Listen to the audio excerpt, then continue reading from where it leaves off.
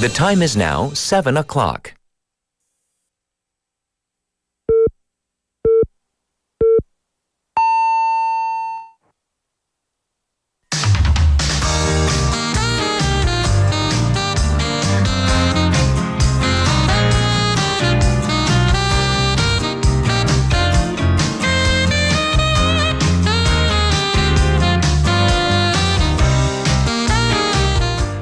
Sometimes it seems like we have a calculator constantly running in the back of our heads, trying to figure out the budget for the week or even the month.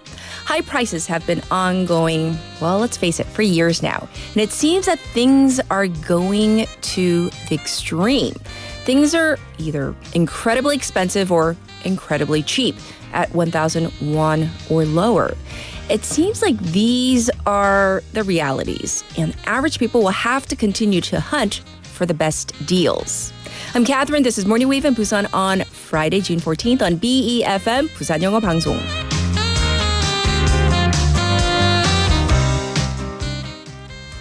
Good morning, Wavers. It is that day, Friday, and it's looking really nice and warm already. Let me ask you this. When you were young, maybe having a 1,000won, a 1,000 won bill, which was in Korea, I think it was like purple bluish back then. And you could probably get a lot of things at like the corner store. Of course, the value of that 1,000 won has decreased significantly in the past few years. But actually, in the face of ongoing inflation, many retailers are coming up with products that can really stretch the 1,000won, or in English we would say really stretch the dollar. One major convenience store chain debuted a cup of noodles priced at 880 won, which has sold over 4,000 units in just 2 months. The same brand, has 400 won ice cream bars and 1,000 won ice cream cones. Of course, with the prices being what they are, there aren't that many of these types of products out there. But they are wildly popular, with a 22% increase in the sales of these 1,000won or under products, and many convenience store brands are joining in on this trend. Many people are actually opting for convenience store options for lunch because of, we talked about this, lunchflation. And these 1,000 won options are certainly a welcome change. So by the way, have you tried any of these 1,000 won or less products at convenience stores? If you have, let us know what it's like. However, it's time for a text topic. We've been talking about how hot it has become this past week. It's been hot, right? And all this heat can make you lose your appetite. Question for today: what do you eat in order to boost your appetite? Or maybe you don't have that problem. I normally don't really lose my appetite unless I'm really, really sick. So I don't know if I can come up with something, but anyhow, 날씨가 더워지면서 입맛도 없어질 수도 있잖아요. 근데 오늘은 사라진 내 입맛을 돌아오게 하는 음식. Oh, what is it? I'm so curious. 갓 지은 밥에 김치 with, for me, I gotta have that canned ham sometimes. That does the trick with some flavor, with some kim. Oh, that sounds so good. But kim is expensive too these days, right? What about some really 상큼한 과일? I just finished, well, not by my entire, not the whole watermelon, but we finished a watermelon recently, and it was like so popular. The big watermelon we finished in like 3 days. It was a big one. 아니면 완전히 본격적으로, 나는 삼겹살. 로 간다. So yes, it's Friday. We're going to get you hungry all morning long. Let us know what foods boost your appetite. You can send in your messages to BFM's live stream on YouTube. We are live, right? So you can join in on the chatting there. We have pound 9050. That's going to cost you 100 won. You can also reach me for free on Kakao Talk. And you can use that same platform, YouTube, to watch us in real time, or at your leisure, watch again later on, or use the Popbang app too. Looking ahead to our morning together, we have Vasana with Foreign Press Highlights, and then Laura with What in the World. Our special interview today, we're going to be greeting the brand new Thai Ambassador to the Republic of Korea, Mr. Tanee Sangrat, and he just came into office not too long ago. He visited Busan just last month. We're going to speak to him about South Korea-Thailand relations. That's coming up in hour number 2, and I'll be back with today's headlines.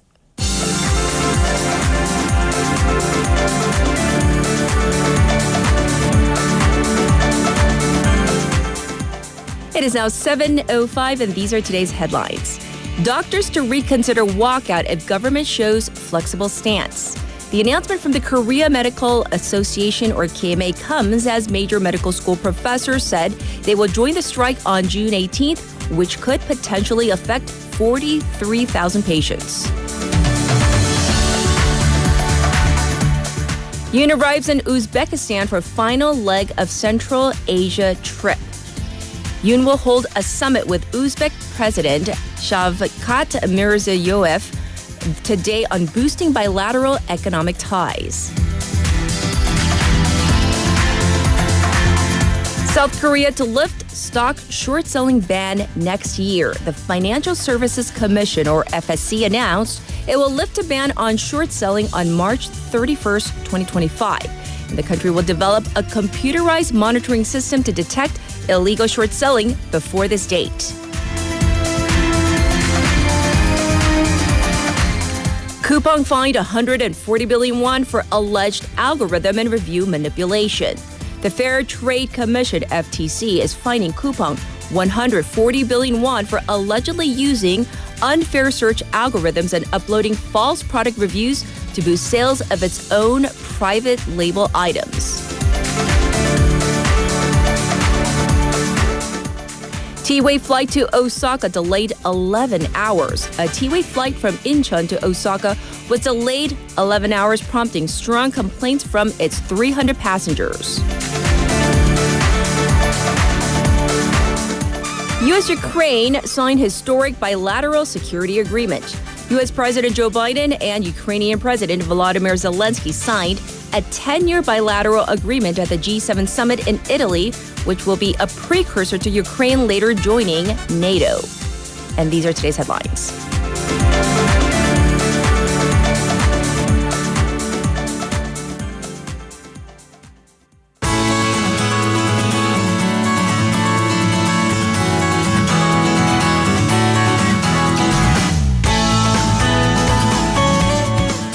All right, it is time for Busan Updates, and we have Haley in the studio, so let's say hi to her first. Happy Friday. Happy Friday. It's that day. Yay. We're so happy. And today, we're talking about food, because we're all foodies here, right? Oh, my favorite topic. So, do you ever lose your No. emotions? So No, that's like what I was what- saying like, earlier, too. Even when the producer, she's the one that suggests this Yes. topic, and she's like, during the summer when you lose your appetite, and in parentheses, and she says, 헤일리는 안 그러겠지만, close parentheses, and I was like, you're right. When you're right, you're right. Yes. But theoretically. Yeah, but I mean, theoretically, if I were to, in this time of year, 초계국수. And it's not very What is popular. that? Yeah, that's why. So it's kind of like a cold, vinegary noodle version of samgyetang. In my opinion. So it's basically this kind of like vinegar-based broth, and it's ice. It's cold noodles, but it's not like naengmyeon noodles. It's just like wheat noodles, but it has like shredded chicken on yes, it and a lot okay. of vegetable toppings. So, it's just like 상큼해, that refreshing feeling. That sounds good. But I don't think it's super common in Busan. So I've had my first 초계국수 in Seoul, and that was like an eye-opening experience. So listeners, if you know of any 초계국수 places, let me know via our YouTube, Kakao, personal, like DM me. I don't know, something. I'm going to look that up and try to see if I can make it. Probably, actually. Right. So whenever we make like samgyetang, Yes. I always get a little bit extra and then make my own. Ooh, that sounds so good. Oh, my mouth is watering. All right. On my menu. All right. So next Tuesday for our first update is when the Korean Medical Association, or KMA, members said that they are going to go on strike, right? But apparently some medical professors from Busan, they are joining in on this. Right. So in Busan, that would be Donga University, Busan National University, and Inje University. So first it was Donga that kind of started it with the university hospital professors having decided to take part in this June 18th 15th collective strike. So there, the Professors Association voted to close services except for emergency and essential medical departments.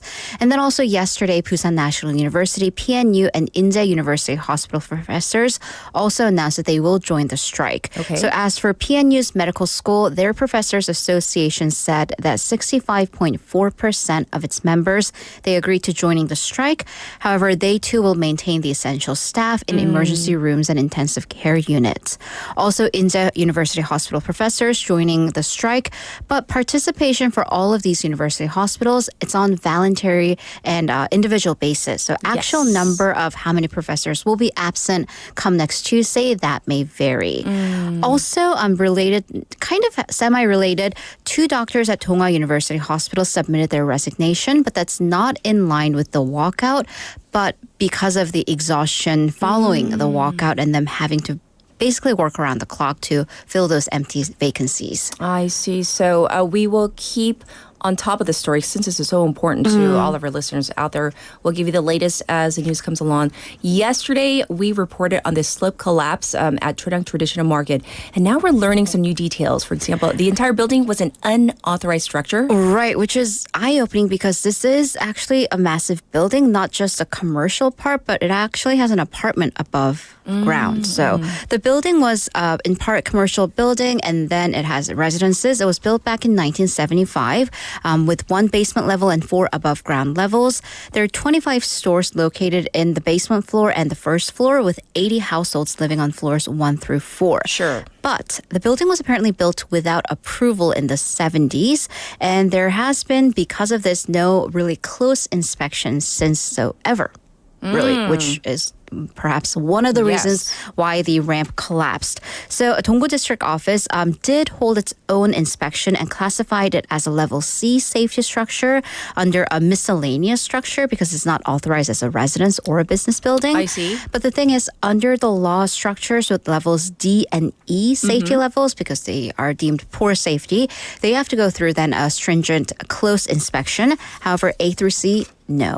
So, because A and B, that is good safety, but C is mediocre at best. So it seems exactly a little bit iffy. So this means that the authorities basically have no idea what's really going on closely with this building. And that raises concerns for the businesses and the 80 households and the families that are living there. Absolutely. So that's the latest and update on what happened. All right, moving on. As a testament to the tough economy, small businesses in Busan, the numbers are going down. They are. So small business owners are kind of considered to be, the backbone or the grassroots of the local economy. However, compared to the same period last year, we're seeing 42,000 fewer of such businesses, especially in the retail sector. Right. So it's according to the local Dongnam Statistics Office.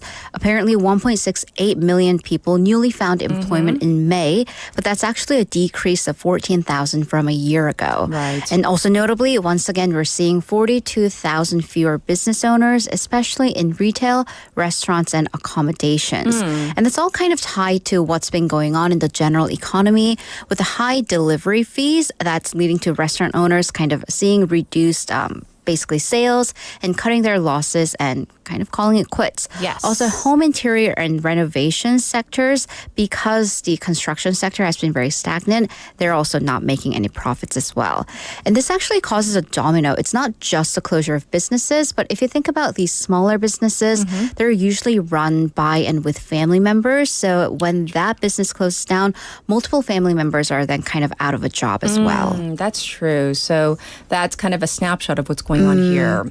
Well, we are fast approaching vacation season. However, the Kimhae International Airport shuttle bus may stop running. Say no, please. Right. So that's very shocking. So not just a couple lines, but the entire operator. So the limousine bus operator notified the city of Busan that it's actually going to stop its services and by the end of June and just hand in its license. Wow. So that's Taeyong Airport Limousine apparently said that it can no longer take on the deficit that it's been accumulating. So what happens is the city gives a license to one private operator to run these shuttle or limousine buses. But this shuttle service had just just over 90,000 users in all of last year, which is not even 1% of the total airport users. And that rate used to be 3%. So 3% of all Kimhae passengers used to be covered by this shuttle service before COVID. Okay. So the thing is, the number of airport passengers, so people going abroad or going to different cities, it has recovered the pre-COVID levels, but they just have not been using the shuttles. Do we know why they're not using the shuttles? So number one, a very popular line which ran between Busan Station and Kimhae Airport, that is no longer in operation. I see. And then the shuttles, it's kind of a vicious cycle, but because there aren't many passengers, they don't run very often. So now there are fewer passengers even. So it just kind of exacerbates a problem. And then also since COVID, there have been a lot of private parking lots that offer cheap long-term parking. So for example, if you're a family of 3 or 4, it actually costs less to just drive and park your car because for a full day, they charge like 10,000, 10,000 won. Sure. And they offer shuttles to the airports as well, but that really strains the shuttle system. So Busan City had planned on providing 100 million won stipend to cover some parts of the deficit, but the operator says it actually loses 100 million won per month. So it's just not nearly enough. However, the thing is, if the shuttle stops, even for the 90,000 users, that is a major inconvenience because usually that's for a lot of out-of-towners and foreign visitors who make use of the shuttle. So the city does plan on meeting with the operator later on. And if the operator insists on returning the license, it will look into putting in alternative shuttles to minimize inconveniences. Well, I don't know. I don't know if another operator can step in. Right, especially with the deficit going on. Yes. Yeah.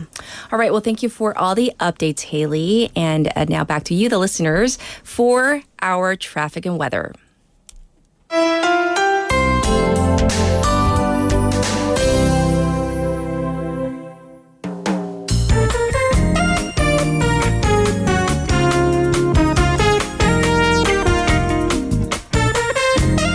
We're going to take a look at the traffic and weather right now at 7:16 on this Friday morning. It is looking backed up on Pyeonglo, going away from the city from the Wondong ramp.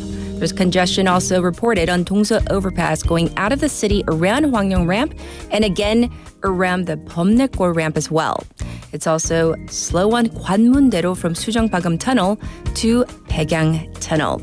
It's currently 21 degrees Celsius. Yes, it is definitely sunny. We have an expected high of 31 today. The ultrafine dust level is bad, so if you're going to be out and about, you might want to wear a mask. Showers are forecast for some inland regions of the country. Looking ahead to the weekend, another warm weekend expected with lows of 21 and highs of 31 degrees Celsius for both tomorrow and Sunday. But it is forecast to be cloudy tomorrow with the sun coming back out for Sunday. And this was your traffic and weather.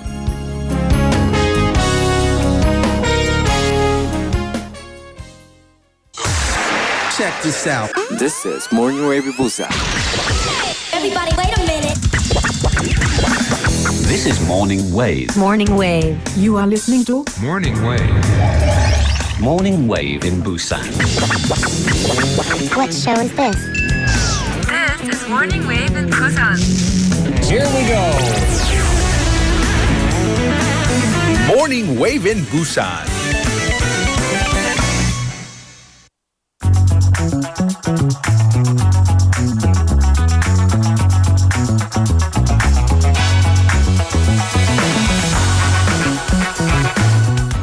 It is now time for News Digest. Haley is still in the studio with us. And so we're going to dive into this first story. Well, there's been quite a bit of controversy following the anti-corruption watchdog's decision that the First Lady accepting a luxury bag from a Korean-American pastor did not violate the law. So this agency has explained the logic behind its decision because there was, a bit of talk. Right. So this isn't just end all be all because the prosecution's investigation is still going on. However, the Anti-Corruption and Civil Rights Commission ruled that the president does not have to report the luxury bag his wife allegedly received. So this follows the decision by the commission to not pass the case on to law enforcement after the accusations came in that the First Lady and the president may have have broken the anti-graft law, which in Korean is 청탁금지법. So the vice chair of the commission, Jung Sung-yoon, he told reporters yesterday that given the relevance to the president's job, the task and his duties, the luxury bag apparently has nothing to do with the office of the president or the tasks of the president. So under the anti-graft law, spouses of public officials may not accept any money or goods regarding their spouse's official job description. And if that official comes into knowledge about the incident but doesn't report it, he or she may be subject to under 3 years in prison or under 30 million won in fines. So the question I have is, does that mean that this commission, well, they think that the bag had no relevance to the president's job? position or but then job? I'm also, well, the president, doesn't he cover everything I don't know. as the head of question. state? That is a question. That is exactly the question that many people had. But apparently, at least according to the commission, no, in terms of what request was made when that bag was given, allegedly. So, and the thing is, here's another point. According to the commission, even if there is job relevance, goods that presidents and their spouses receive are immediately designated under the presidential record. So basically, also this is an important point, especially if they're given by foreign nationals. So they explain that it is allowed within the realm of carrying out their duties, especially diplomatic duties. So basically, they see it as being similar in line to gifts that a president or the first couple may receive on foreign visits, on state visits, which seems also different. But anyways, because the pastor who gave the bag is Korean American, thus American citizens, they're qualifying it as a material that's allowed under that part of the law. But if I remember correctly, maybe in the past, did they not Right. say something that was contrary to what we're hearing now? Right. So this comes back from 2017, which is when the Anti-Graft Act went into effect. Yes. The commission actually posted a guide about this law on this website. And back then it said public official spouses who accepted money or goods are not under the party that's subject under the anti-graft law, they themselves not being public officials.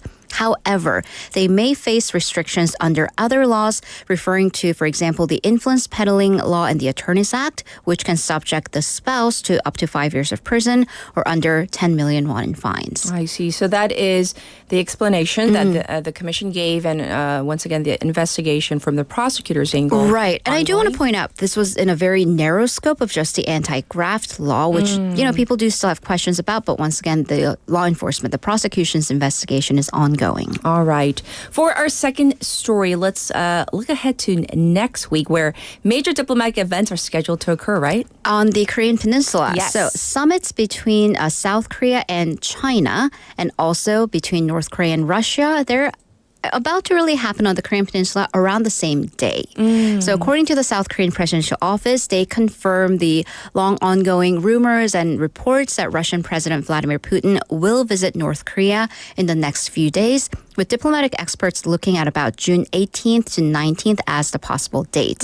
And that follows North Korean Chairman Kim Jong-un's visit to Russia's Far East back last September. Okay. And it is widely believed that during the September meeting, the two countries struck an arms deal, and since then, North Korean weapons have been spotted in use against the Ukrainian forces. So North Korea this time around will really no doubt try to make it into a grand event, not only for Putin's sake and their internal purposes, but also for the entire international community to see. Yes. However, experts say that Russia is likely going to play kind of a trickier balancing act, because recently, in just recent days, it has begun to send out these friendly signals to South Korea over improving relations. Indeed. Well, at the same time, or at least kind of during a similar period, high-ranking diplomats of South Korea and China, they're also due to meet too, right? Right. So diplomatic discussions over security between South Korea and China will take place in Seoul for the first time in 9 years. And actually, the two sides are finalizing details right now, but June 18th also looking to be the likely date. And for the first time ever for a major upgrade, this will be held on a vice minister's level. level. Usually it's like department directors level, Yes. but it has been boosted to that. Okay. For China, also a tricky balance because, number one, there is in the general sphere that new Cold War dynamic going on with or against the U.S. However, it's not so keen on being grouped into the North Korea, China, Russia triumvirate. So, of course, South Korea for itself, we've always been in that between a rock and a hard place situation when it comes to the U.S. and China. So, lots of diplomacy will need to take place. By the way, that diplomatic games, it's just beginning because there's a NATO summit scheduled in Washington, D.C. for July, where the leaders of South Korea, the U.S., and Japan are scheduled to meet. And also the ASEAN Regional Security Forum in Laos at the end of July. So lots happening. Yes, busy schedule. All right, next. Patients are growing increasingly concerned over the planned KMA member strike. That is scheduled for June 18th as well. But one group announced that apparently they're not going to participate. Right. So children's hospitals. So parents can at least breathe a sigh of relief. Yes. This is the Korea Children's Hospital Association, the KCHA, said that their members will operate normally and treat patients on June 18th. That's according to the association's president, Choi Yong-jae, who wrote that while the association sympathizes and agrees with the intent behind the strike, because of the situation that they're in, it's hard to leave their patients. Yes. So the association covers 120 children's hospitals in the country. So they're not pediatric offices nor general hospitals, but that secondary hospital in between. Sure. So this means the patients are children who have illnesses that are tougher to treat in local clinics. So it's just like over a common cold or the flu, but those who need follow-up treatments after they've been operated on or treated by major general hospitals. Right. And these secondary hospitals, they have seen a big increase in the more serious patients because, number one, the shortage of pediatric doctors and also the trainee doctors walk out from these larger university hospitals. And this actually follows similar announcements from the Korean Obstetrics Hospital Association and from the Korean Society of Anesthesiologists, who said that essential staff for surgeries will remain in larger hospitals. Okay. Yes. Of course, this is very much welcomed by parents and the general public, but this was an interesting wording. The Korea Medical Association president, Im Hyun-taek, condemned the KCHA and wrote in his Facebook in a very direct attack, and this is a direct quote, "These are the people," referring to the doctors here, "who made up a never-before-seen illness, 폐렴기 or pneumonia-esque signs, and gives incentives for hospitalizing a child who is fine."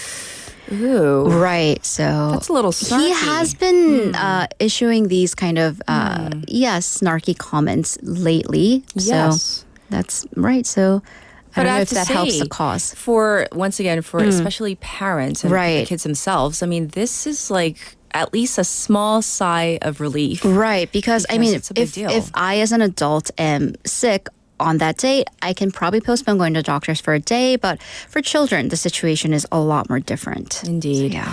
All right. Lastly, the country, Korea, has almost fully recovered our tourism demand when we compare the pre-COVID numbers to now. Is that correct? Right. So Yay. and this is for some countries like the US, Taiwan, Indonesia, and Singapore, the demand is actually higher than before COVID.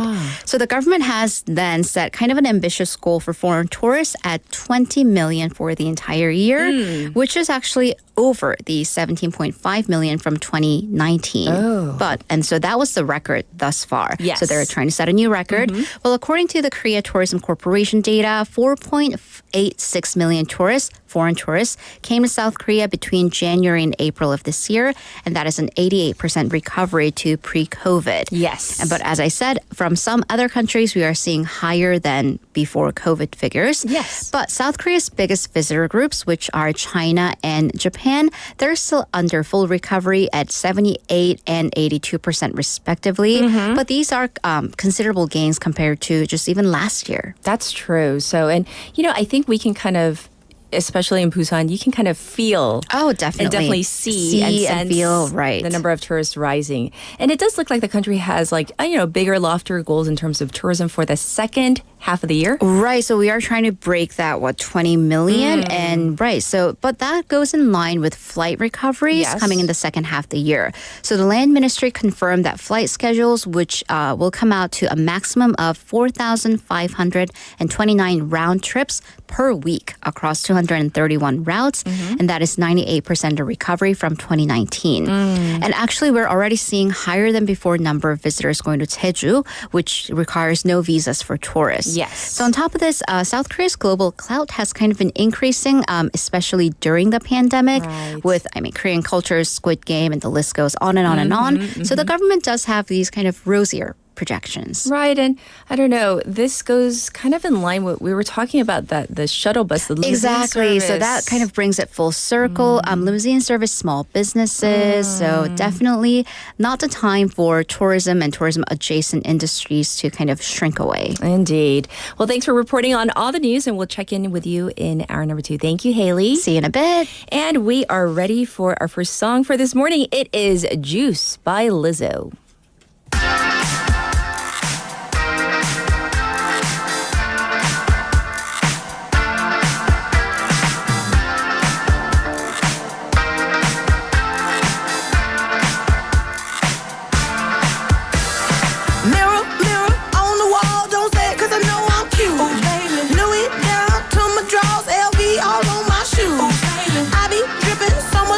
Got a bit looking like Grey Goo.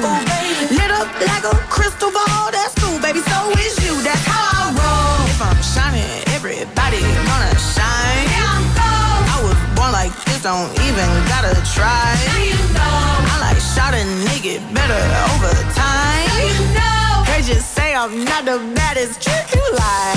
It ain't my fault that I'm out here getting loose. Gotta blame it on the goose. Gotta blame it on my juice. Baby, it ain't my fault that I'm out here making news. I'm the put it in the proof. Gotta blame it on my juice. Yeah, yeah, yeah, yeah, yeah, yeah, yeah. Blame it on my juice. Blame it on my juice. Yeah, yeah, yeah, yeah, yeah, yeah, yeah. Blame it on my juice. Blame it on my juice. Baby, no, I'm not a snack at all. Look, baby, I'm a whole meal. Baby, you ain't being slick. Don't dare try to cop a feel. The juice ain't worth the squeeze if the juice don't look like this. Hold up, baby, please don't make me have to take your shower. If I'm shining, everybody gonna shine. Yeah, I'm gold. I was born like this, don't even gotta try. Now you know. I like shot a nigga better over time. Now you know. Heard you say I'm not the baddest trick you like. It ain't my fault that I'm out here getting loose. Gotta blame it on the goose. Gotta blame it on my juice, baby. It ain't my fault that I'm out here making news.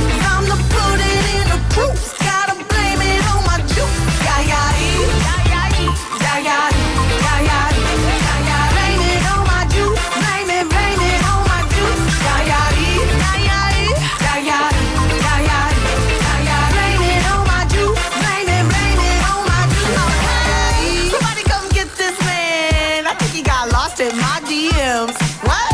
My DMs. What? You better come get your man. I think he wanna be way more than friends. What? More than friends. What you want me to say? It ain't my fault that I'm out here getting loose. Gotta blame it on the goose. Gotta blame it on my juice, baby. It ain't my fault that I'm out here making news. I'm the put it in the proof. Gotta blame it on my juice. Yeah, yeah, yeah, yeah, yeah, yeah, yeah, yeah, yeah. Blame it on my juice. Blame it on my juice. Yeah, yeah, yeah, yeah, yeah, yeah, yeah, yeah, yeah. Blame it on my juice. Blame it on my juice. Yeah. All right, welcome back, everybody. It's now 7:33. I opened the curtains to our studio. It is looking so nice outside. I can't wait to kind of bask in the sunlight today, although it might be a little hot. But anyhow, earlier this hour, we talked about this convenience store coming out with 1,001 items. But here's the opposite end of the story: shrinkflation. This is when products decrease in size in order to give this illusion that they've maintained, the same, size. But actually, when you think about it, like think about, for example, a bag of chips. The bag itself is actually the same size, but they might have less of the product, fewer chips, less of the product in the bag, and then it just seems like it's the same, but it's really not. When you think about it, if there's less of the product, that means it just got more expensive. The Korea Consumer Agency confirmed 33 products that shrunk or went down in size in the last year without a comparable price drop. These products decrease in size by between 5 and, are you ready for this? 5 and 27%. I wish I knew what that product was that went down in size by 27% and didn't drop their prices. By the way, the products range from things like tea bags, chicken nuggets, to snacks and seasoning. And I have to say, I was kind of surprised at the prices of seasoning. Lately, I've been, trying to order more seasoning. Really expensive. Well, the consumer agency recommends that manufacturers notify the consumers of these changes and that consumers can use the shrinkflation report feature on the consumer agency website to see if there are any changes to your favorite products. Now it's time for our text topic. So here we go. The heat can make some people lose their appetite. So what do you do in order to kind of boost your appetite, to kind of get that going again, right? To get your eating back on track. 날씨가 더워지면서 입맛도 없어진다고 하네요. I don't know, not for me, but anyhow. 오늘은 사라진 내 입맛을 돌아오게 하는 음식. 이거는 우리 PD님이 생각하신 text topic. Haley and I were like, no, we can't commiserate on this one. Anyhow, let us know what you enjoy to kind of boost or stimulate your appetite. So looking at some of your responses. Okay, let's go back. Tommy says he started this whole thing. He simply wrote pizza. He eats pizza or he has pizza to boost his appetite. And his favorite toppings are extra cheese with pepperoni. Oh, that sounds so good right now. So people have been chiming in with their favorite toppings. FYI, my favorite, nobody asked, but I'm going to tell you anyway, is the margarita. Oh, I love just a simple margarita, but there has to be like fresh basil. Or my other favorite, pepperoni, mushroom, and onion. Oh, that's my favorite. Not too common here, I noticed. Let's see. 고수 웨이버, 저는 실제로 며칠 동안 입맛이 없었어요. 너무 더워서 그런지 입맛이 뚝 떨어져 잘 못 먹고 있었는데 그런데 장모님께서 오이 냉채국과 시원한 콩나물국을 만들어 주셔서 고춧가루 한 꼬집 넣어 먹었는데 마법처럼 입맛이 살아났어요. 장모님 사랑합니다. What a sweet message. He wants to give a shout out to his mother-in-law. He says because it's been so hot lately, he kind of lost his appetite. And his mother-in-law actually made him 오이 냉국. That's kind of a very cold cucumber mixed with a little bit of miok, broth, and also a very cold bean sprout soup. And he added a pinch of red pepper flakes, and he said that did the trick. His appetite is back. So kudos to your mother-in-law. That's really sweet of her. Well, for now, I'll be back with our hot clip.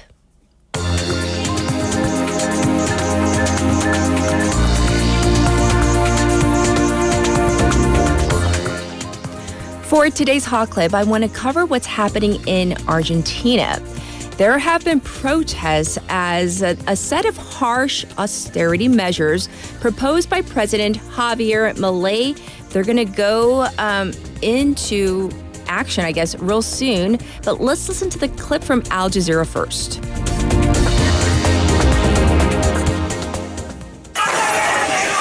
Violence on the streets of Buenos Aires as the Senate debated what is known as the Bases Law, a landmark bill for President Javier Milei's plans to reform Argentina.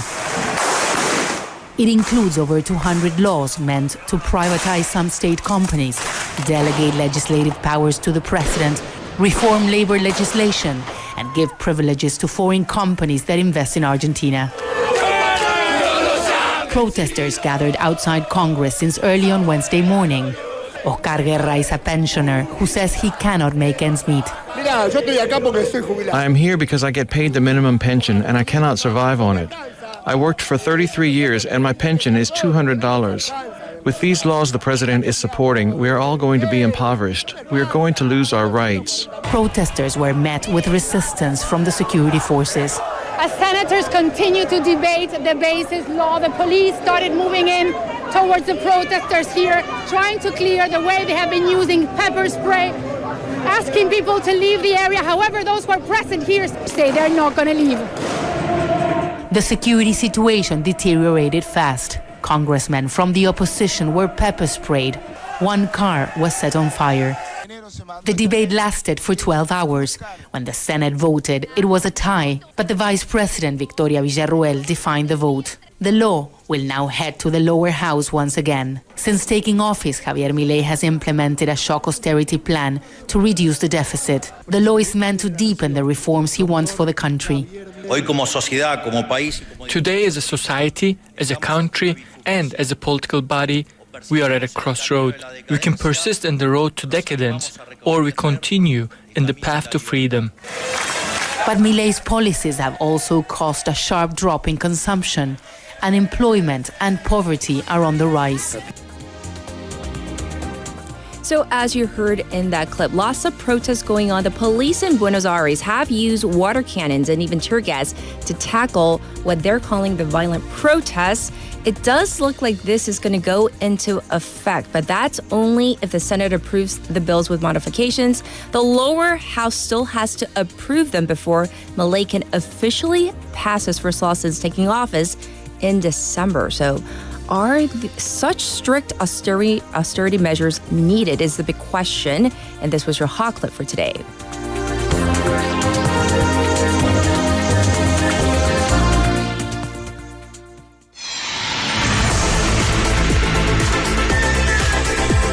Stay tuned.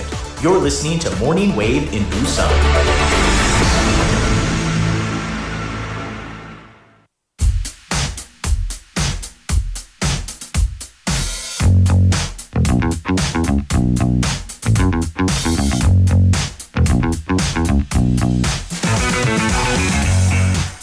It is now time for foreign press highlights, and we have Vasana here in the studio. Good morning. Vasana's in the house. Good morning. Oh, your hair looks lighter. Oh yes, I dyed it because our band had a show. Yeah, so we're going to be on TV soon. Really? Yeah. You are? Yeah. Oh. Probably not me because I'm the keyboard player right at the back. I'm in the shadows and the guitarist is standing in front of me. I feel that is so unfair for bands. So you'll see my hair at least. Oh, the hair. Because it's always like the lead singer or the guitarist, like, up front, the bassist or something, right? It's the drummer and the keyboard player at the back. In the back. They should focus more on the back. No. Hey, text topic. Text topic. What's that? Do you ever lose your appetite? If so... No. But if so, theoretically, what would bring it back? What do you think? Well, in New Zealand, people do some things that bring on the munchies. But I guess drinking always brings up my appetite. Oh, that's true. Like, are you, do you enjoy the alcoholic drinks, or are you much more of like the appetizers or side dishes that come with the drinks? I like a gin and tonic on a summer's day. Just one of those kind of light cocktails on a light cocktails. I don't know about the light, but do you partake in the anju? The anju. Does that bring back your appetite? Korean anju. What would that be? Kim? I like Kim. Oh, and that's salty, so I guess that makes you want to eat more. That's true. It makes you thirsty. You'll drink more. Yeah. Yes. I'm not sure whether the other things qualify as anju. They're more like main dishes, like the chicken nuggets. That's not an anju. Kind of, I guess. Yes.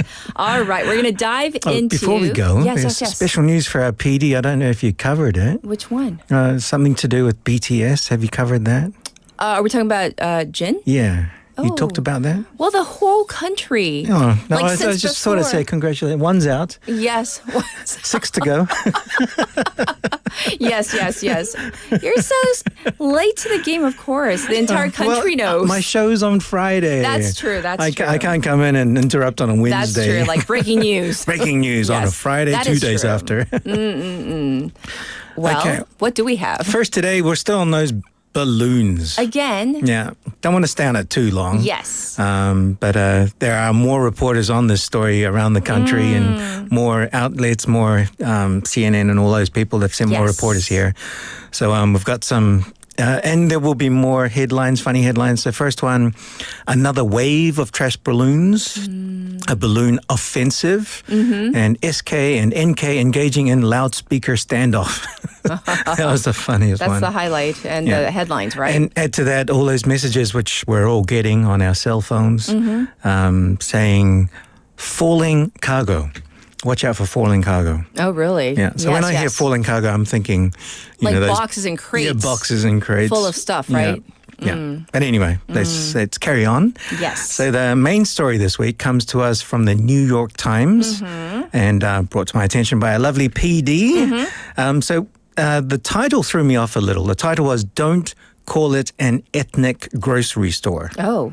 So I thought, okay, this is going to be a racist article full of diatribe about East versus West. But no, it's about how Asian food is changing the American way of eating. Oh, really? So one word I teach my students every semester is the word diet. Diet. It doesn't mean It can mean, obviously, to lose weight like me, which I need to lose about 25 kilos. But the original, I mean, it just means what you eat. What you eat. Yes. Okay, so my diet is different from your diet. Yes. Different from everybody's diet. In the United States, an article written by Priya Krishna writes about how H Mart, Patel Brothers, and 99 Ranch, how their expansion are changing the American diet. Firstly, yes, I have never heard of any of these places. Have you heard of these? If I'm thinking about the H Mart that I'm thinking of, Yeah, in America. yeah. So it's big. It's big. Big grocery stores that cater to the Asian food and Asian art. So, according to the article, Americans bought 500,000 packets of Shin Ramyun over the past year.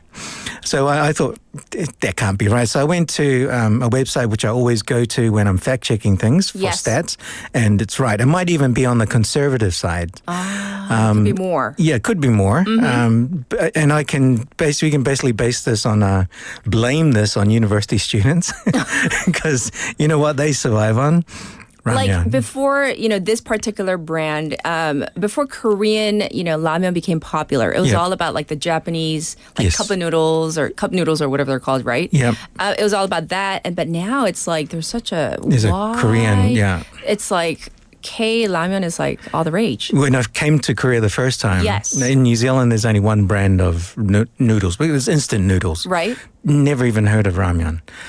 Instant noodles. And I came to Korea. And you're like, wow. There's just aisles and aisles, and I like packets of 6 and 12 and boxes of it. I love it, yes. We usually just buy 1 or 2 packs when we go. But anyway, as you said, up until 30 years ago, Korean ramyun wasn't the main brand. So just a little bit off that as well. Other things Korean are starting to make it big in the States, especially at baseball stadiums, because beers there are $16 for one beer. One beer. Like at Sajik is much less than that. That's too much. $16, that's like what? Like 18,000원, 9,000원 here for one beer? Yeah. So that's about 3 beers. You can buy 3 beers here for 1 beer and over there. What else? They are offering soju. Ah, a whole bottle of soju, and they pour it in a cup, a beer cup, and then they add a little bit of flavor if you want to. I was going to say, is that a wise thing to like? I don't know if Americans know that it brings out the best and worst in you, I think. But it's a little less than $10. Yes. And then they add some flavors and ice and whatever. Interesting. On another side note, did you read this past week about how Korean ramyun flavors are banned in Denmark? I almost did a hot clip on this. Oh, but you we've should've. talked about like spicy, that particular brand before. Yeah. So I did didn't. Yeah. But I mean, So, so what three are they? brands are banned. Right. Three of those flavors. They've been like recalled and basically, banned. So right? that's a story from The Guardian, and they quoted the Danish Veterinary and Food Administration. Why is it together? I don't know. It's just Veterinary and food together. It's like you put guns, animals. No, guns, alcohol, and tobacco together. That's true. That's true. Anyway, so Yes. it had too much capsaicin. Capsaicin. Thank you. Yes. Can't even pronounce English as well as Korean. You've been here too long. No, there are times I do that too. Like, I look at the word, I'm like, and then I have to take a double tap. I'm like, oh, it's that word. Yeah. Capsaicin. Capsaicin, yes. Okay, it's the active components of chili peppers. It's the stuff that makes you like almost cry because it's just too spicy. Yes. Yes. Yeah. But anyway, this article is not about that either. Right. Okay. As I said, it's about mainstreaming of Korean food. So over 30 years ago, if you wanted a taste of Asia, you would go to the local takeaways or went to a mom and pop store. Oh, yeah. You know, those little small stores. Yes, yes. Stores. Can't even pronounce my R's anymore. So now most of those mom and pop stores have been taken over, if not literally corporately, by all those chains I've mentioned before. So from April 2023 to April 2024, over the past year, sales of the items in the Asian ethnic aisle in used grocery stores grew nearly 4 times. Nearly 4 times, wow. Yeah. And then they're just growing a lot. Yes. So they are the vanguard of mainstreaming, according to an Eric Schweitzer, who's the vice president of Whole Foods Market. That's a Western store. Yes. And he mentioned some ingredients which have grown. So basically, a lot of people are expanding their recipes at home. Indeed. Because of these ingredients that are now available. I definitely think, though, especially in America, supposedly the melting pot, or now what is it, the salad bowl, whatever. Salad bowl. Yeah. But, I mean, palates are changing. Because I remember when I was younger, if we wanted Asian food, there was a Chinese restaurant. Yes. And then came the influx of Japanese restaurants. And then definitely like the Korean and then the Vietnamese restaurants came in later. Yep. But I mean, now I feel like there is such a wide spectrum for you to enjoy, which is definitely a good thing. Not just obviously Korean food, but other Asian flavors as well and tastes. Yep. Yes. So, any business that wants to survive, any expat business, that wants to survive overseas, they need to get the support of the local community. So, so whether it's expats in Korea wanting to get the Korean in, or whether it's in America wanting the Americans, you need the local support. Can I talk about a little program that they had on TV? Real quick. The program was called 어쩌다 사장. Do you remember that one? Yeah, 어쩌다 사장. Thank you. Can't even pronounce my Korean. Yes, yes. I think like they were in California. They were in California in a it wasn't like LA or San Francisco. No, it was like Marina. somewhere in between. Yes. Yep. And this was like the 3rd and 4th edition of the third one. Yep. Did you watch this at all? Oh, every week, and I cried in the last episode. Oh, I didn't watch the last Not episode. cried, but I got a little bit emotional. Because they were there for 9 days, and that's quite a long time. And then when the owner came back, it was just. Oh, really? I gotta finish watching it then. Yeah. So it was just great seeing non-Asian people walk into the Korean store. I know. And those kimbaps were selling like hotcakes. Yeah. Like everybody wanted a kimbap, right? And it was mainly like that because they wanted to keep it a secret from the Korean community. They wanted to make it authentic. If everybody knew those famous actors and actresses were there, it would have been flooded. That's true. With everybody from around the country. Yes, indeed. Well, we're going to call it a wrap for today. So thanks for bringing this great information to our listeners. Thank you. And we'll check in with you next week. Thank you, Vasana. Bye-bye. All right. Well, it is time to wrap up our program for hour number 1. And we talked about lots of like food-related things today because that's also our text topic. I don't know. 입맛 떨어진지. Have I ever lost my appetite? Oh, when I was sick. When I had the flu and when I had like 장염, gastroenteritis. That was bad. So temporarily for maybe 2 days. And then it was back. So not much of a problem. We're going to end it with this one. This is kind of like a summer song, right? 머피의 법칙 by DJ DOC.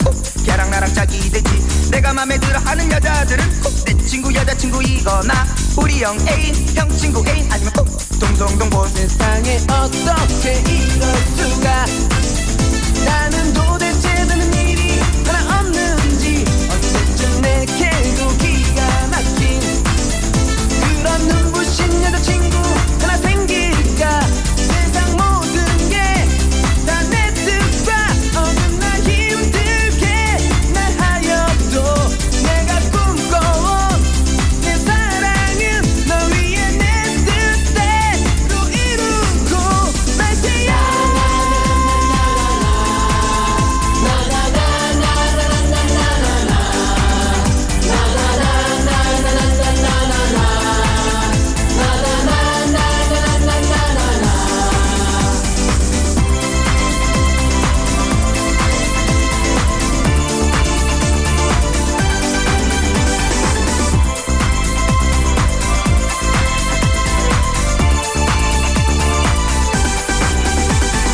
오랜만에 꼬질꼬질한 모습으로 우리 동네 목욕탕을 찾은 날은 한 달에 2번 있는 정기 휴일이 왜 꼭 걸리는 거야 꼬질꼬질 진짜 분한 내 모습 그녀에게 들키지 말아야지 하면 벌써 저기에서 그녀가 날 어이없이 바라볼까 세상에 그 어떤 누구라도 너와 바꿀 수 없다는 걸 우린 알잖아 세상에 그 어떤 어려움도 우리 사랑을 갈라놓을 수는 없잖아 세상 모든 게 다 내 뜻과 어느 날 힘들게 날 하여도 내가 꿈꿔온 내 사랑은 너 위에 내 뜻대로 이루고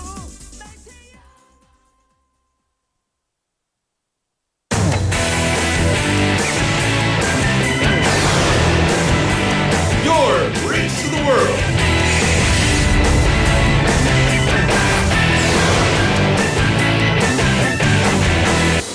befm 부산영어방송.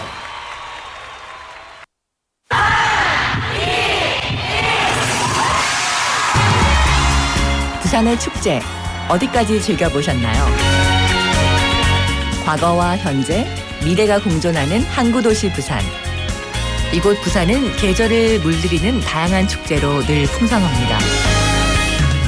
봄의 시작을 알리는 봄꽃 축제부터 부산의 여름을 만끽하는 바다축제, 전 세계 영화인들이 모이는 부산국제영화제와 새로운 시작의 해맞이 축제까지.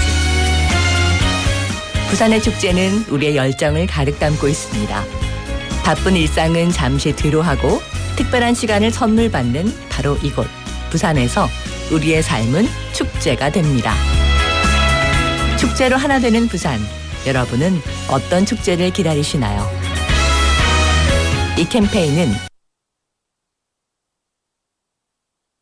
한번 했습니다.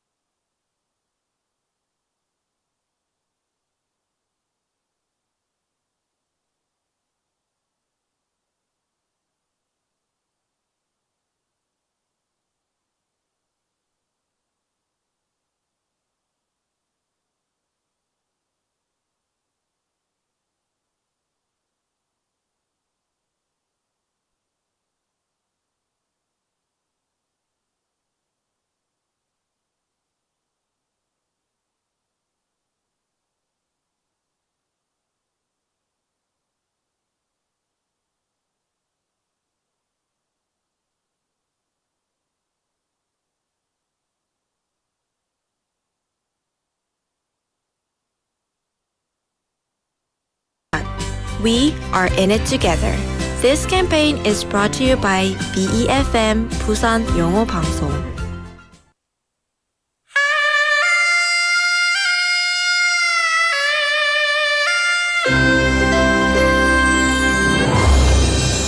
The time is now 8 o'clock.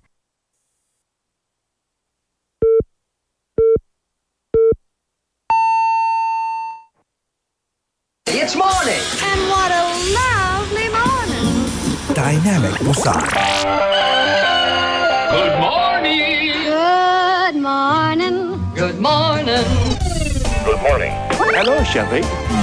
What show is this? Hello, baby. Hey, buddy. Hello, everybody. Live from Korea's dynamic city, this is Morning Wave in Busan.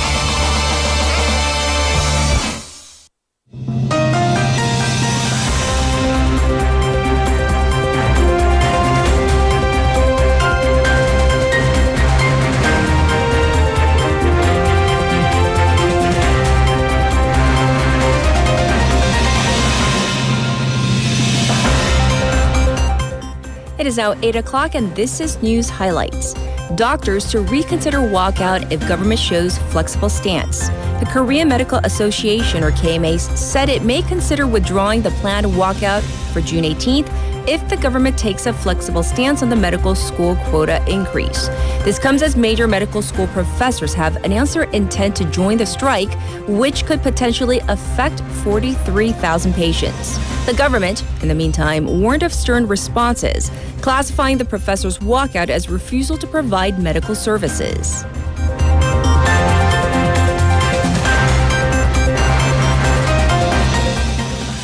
Yoon arrives in Uzbekistan for final leg of Central Asia trip.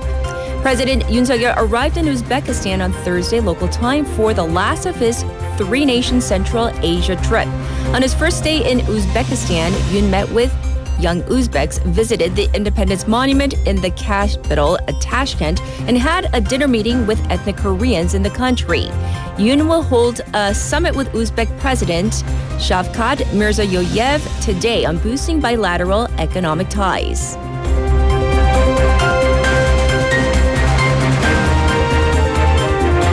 South Korea to lift stock short-selling ban next year.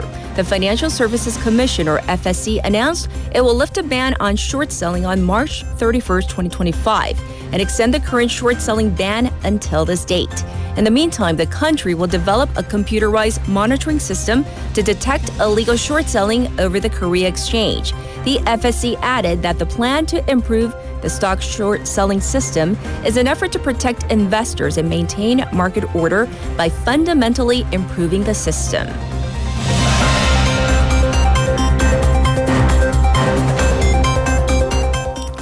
Coupang fined 140 billion won for alleged algorithm and review manipulation.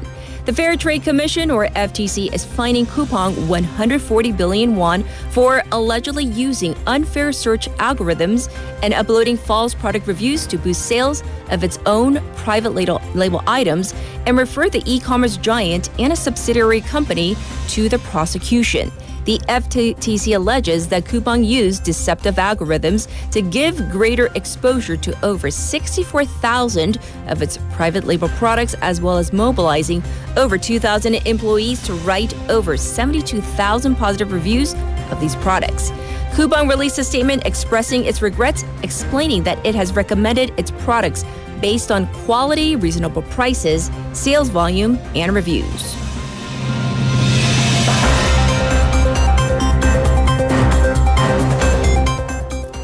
T-Way flight to Osaka delayed 11 hours. A T-Way flight from Incheon to Osaka was delayed 11 hours, prompting strong complaints from its 300 passengers. TW283, due to depart from Incheon International Airport at 12:05 p.m. yesterday, was delayed due to issues with the aircraft.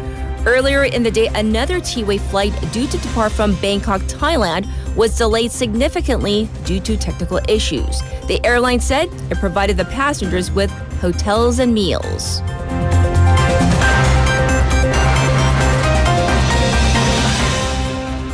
U.S.-Ukraine sign historic bilateral security agreement. U.S. President Joe Biden and Ukrainian President Volodymyr Zelensky signed a 10-year bilateral agreement at the G7 summit in Italy, which will be a precursor to Ukraine later joining NATO. The historic agreement will expand intel sharing and investment in Ukraine's industrial base, among others. The G7 will also give Ukraine $50 billion in funding, taken from interest generated by the seizure of Russian assets, adding that the money is a signal to Russia that it will not be able to claim victory by drying out Ukraine of its resources. And this was News Highlights.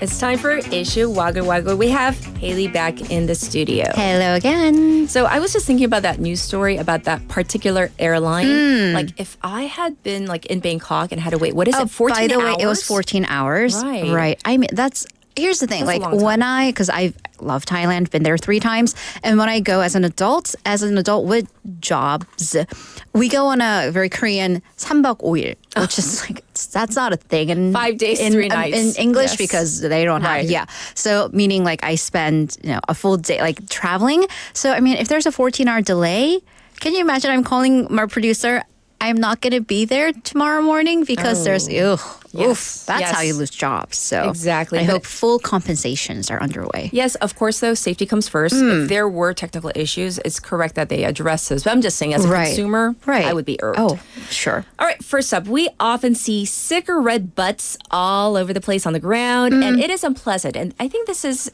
irrespective if you're a smoker or not. I mean, Speaking of things that irks us, yeah. But it can also be very dangerous, especially during the rainy season. Oh, absolutely. So these cigarette butts, I mean, number one, there's always a fire issue, but they can make their way, and they often do, into the rain gutters or the rain catchers, the 빗물받이, which are also clogged with soil. That's natural, but also other trash. Excuse me. And it falls upon sanitation workers to get these all out.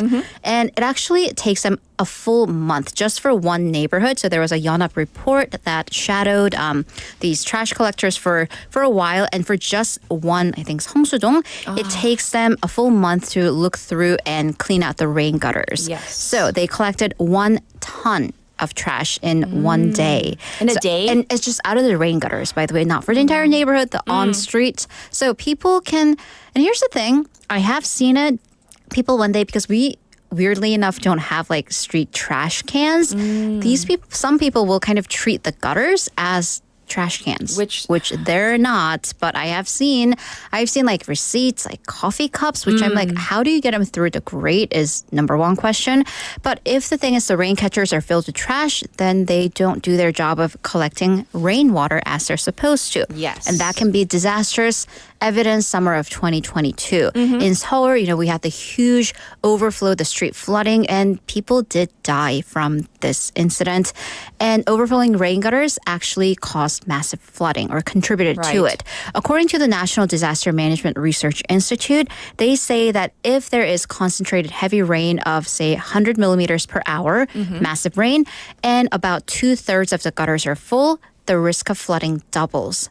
So keep that in mind. Right. Another research says that an estimated 10 million cigarette butts get discarded each day, and that can, of course, contribute to flooding.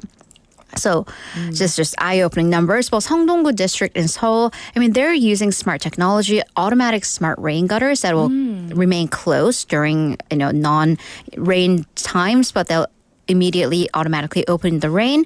But I mean, ultimately, it falls upon all of us to not just cigarette butts, but not to use those like street grates and rain gutters as trash cans. They're not. And No. that visual on our YouTube channel just made me It's disgusting. appetite. Yeah. All right. Next, one old woman in Daegu is under investigation for this picking one flower. A flower. So this lady lives in an apartment in Suseong-gu in Daegu, and she has been living there for over a decade. She says she recently picked one yellow flower from the apartment's garden. About a month later, the police contacts her and says that she is facing theft charges. plucking 절도 charges for one one flower. Okay. Apparently, the apartment management office called the police after they found the flower missing. The CCTV footage shows that it's not just her, but other two people, but they're not residents, so it's harder to track them out as suspects. And apparently, according to the management office, the three people collectively picked 11 flowers. But I'm assuming since she picked one, the other two picked 10. Okay, so in theory, maybe you're not supposed to do it. Maybe we shouldn't pick flowers. We shouldn't of pick course. flowers. If you're not sure, don't, or find out what the rules are. But it does seem excessive to be prosecuted or questioned for theft of one flower. Are you going to have a criminal record? I mean, it could be a misdemeanor, but for one flower. So the management office, and here's what many people found puzzling. They offered to settle at 350,000 won. For one flower. 35만 원. So that's like $300 for one flower. And they actually, for the reason for the money, well, there's this clause in public transportation and trains. If you ride without a ticket, you get charged 30 times the amount of the ticket. So That I get. But they're applying that to here. Here? Yeah. So one flower, let's just say it's 만 원 or like 만 something won. It's 350,000 won. So the woman said this is the first time that she's ever done this. She and her husband offered 100,000 won, 10만 원 as settlement. The apartment said no, so they wound up paying 350,000 won. So that is one expensive flower. I'm also very curious as to whether there were signs that said don't pick the flowers. Right. So the report didn't say. Okay. But yeah, public opinion was kind of actually for the older lady. Like, yes, we should not pick flowers. But it seems, especially she's a resident who lives here. So they were kind of questioning why the apartment office made such a decision. That's interesting. I'm just slightly smiling because I'm thinking, if you live in an apartment, you pay the You do HOA pay fees, I mean, that does right? not, give you the right to do so, but do still. things. But Okay. it's interesting. Yes. All right, next. We have all waited, inside, I guess, bathrooms, restrooms, and have waited. But apparently one, is it like restroom public bathroom in China, I guess they have taken things a little too far. Can you explain? So according to a CNN report, there's a UNESCO World Heritage Site in China, which installed digital counters over the bathroom stall doors. Yeah. Counters, like a timer. Yeah. Like how long you've been in there? So this is the Yungang Buddhist Grottos, which has its beautiful site, 51,000 statues into caves and niches from 1,500 years ago. Wildly popular site. But according to this video that was shared on social media by a recent visitor, there are digital glaring timers installed above a row of toilet cubicles, and it's only in the women's bathroom. And you can see them. What's the green and the red? It's empty. Oh, I see. Empty. Okay. And then the red, there's a timer. There is a timer. But what if you're having stomach issues? Well, or... guess what? The world's going to know about it because there is a timer. Okay. So it's supposed to help people decide which stall to line up in front of, or if it's been not too long, just step out and come back. But for those inside, that's sharing a lot of information about your digestive stuff. Yes. So a staff member at the site reportedly told local papers that the timers are actually installed, number one, to cope with an increase in visitors to the attractions, and then not to control duration of which you use the bathroom. Others said that maybe it'll help with medical emergencies if someone is passed out in the stall, and if it has been 20 minutes, then if it's past any stomach issue, then they could address it. But others also said that's really too much information. And also, if they're worried about the control of, too long of lines, why don't they use the money that they use to install the timers to build more bathrooms? I just took a peek at one of her messages. JB Waver says, 문이 열리나요? 설마 타이머 다 되면요? No, the door does not open. But I mean, I know that's not the intention, but I would be shamed into keeping my bathroom usage time under a minute. And not just that, but for emergency situations, right, there are call buttons usually. Yeah, there are. These days, or you can install a call button instead of those timers. I understand the red and the green maybe. It's kind of like parking, the bathroom and parking spaces, right? Or and they airplane tell bathrooms, you. occupied, unoccupied. But I don't also, know. I feel like I know that a stall is occupied when the door is closed. Yes. I'm just I always knock just in case. Because some people, they Oh, don't sometimes the latches don't they work. stick anyway. Always knock. Anyways. Yes. So. All right. Lastly, this whole issue, we briefly touched upon it, but we want further details about the fire chicken noodles. Very popular around the world. And I think you and I were talking about, on social media, there was a little girl in the States, I believe. Yeah, she cried. Because she got the carbonara flavors. For her birthday, that's what she wanted. Wildly popular. Yes, and I know some of our listeners, we've had that conversation of what's your spicy limit? Is it the shin noodles or the... This is new, so I can actually say it. So it's Samyang's 불닭볶음면, the fire noodles. They've been recalled in Denmark for being too spicy. And this is according to the Danish Veterinary and Food Administration, saying that the capsaicin levels in a single package of noodle products can poison consumers. That is strong wording. Poison. So capsaicin, of course, the chemical compound in chili peppers that makes things spicy. So specifically, there are a few that's a brand, a few models, few types. The Samyang's 불닭 3 times spicy and hot chicken, the 2 times spicy and hot chicken stew. Oh, I didn't even know there were There levels? are. There's 3배, 2배, something 몇 배, multiple times spicy. Okay, now I know. So Samyang said in a statement that they understand that the Danish Food Authority recalled the products not because of the quality issue, but because the capsaicin issue.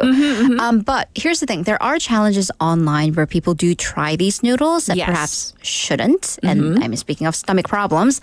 And there has been a heated debate online, pun intended, as to whether the products are really too hot to handle. And, people who do these challenges, they say, they do it in a safe manner or they come to the defense. But there's this Scoville system, which measures a spiciness through a food's concentration of capsaicin. So for reference, jalapeno peppers, 2,000 to 8,000 Scoville. Cayenne peppers, 30 to 50,000. Samyang's the 2 times spicy hot chickens, 10,000 Scoville units. So it's slightly spicier than jalapeno pepper, but not as spicy as a cayenne pepper. But then, of course, it depends on the amount. I mean, their testing drops. It depends. You're not consuming a bowl of jalapeno peppers, I'm assuming. And I think personally if you're... is it okay to say 맵찔? It's not a bad word, right? If you're a baby when it comes with to spicy food. 맵찔인지 아닌지 wouldn't you kind of know? Well, yes. But, we always have to say there are 12-year-olds and 13-year-olds that are newly turning 12 and 13, and they don't. And I did try these noodles for the first time because they're just red. They're not, they don't look horribly spicy. And I did gulp down a gallon of milk afterwards. So talk to your children. If you're an adult, figure it out. Do your due diligence. Check out your 맵찔 level first and then try it out. All right. We're going to call it a wrap for today, for the entire week with you. We'll check in with you on Monday. Thank you, Haley. Have a great weekend. All right. And now it is time for your updated traffic and weather.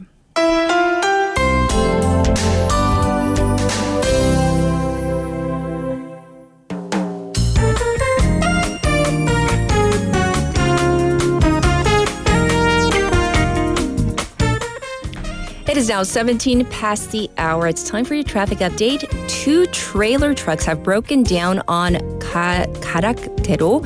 It's going towards the Busan Newport area on 조만교 Bridge. So please be aware of this. This is going to cause some congestion. A 3-car collision on 강변대로 is being reported from the Omgung Agricultural Wholesale Market to the Hadan Gangbyeon 3-way intersection. So it's right around the middle of these 2 parts. There's a collision with 3 vehicles. There's also a backup on 중앙대로 from 송공 3-way intersection to Samjeon intersection. As for the weather, it's currently 24 already. It's going to go up to 31. Ultrafine dust levels are bad. So please mask up if you can. Showers are forecast for some inland regions of the country. Looking ahead to the weekend, we have another warm weekend in store for us with lows of 21 degrees and 31 degrees as our high for both tomorrow and Sunday. It's going to be a little cloudy tomorrow, but the sun will shine on Sunday. This was your traffic and weather.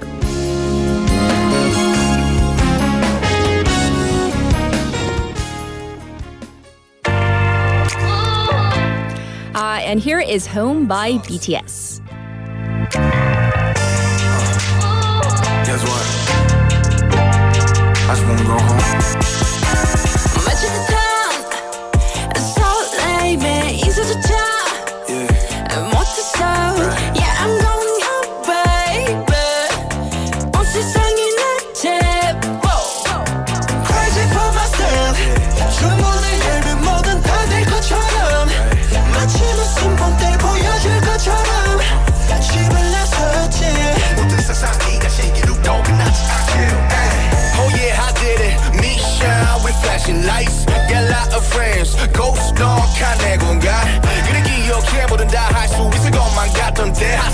motion.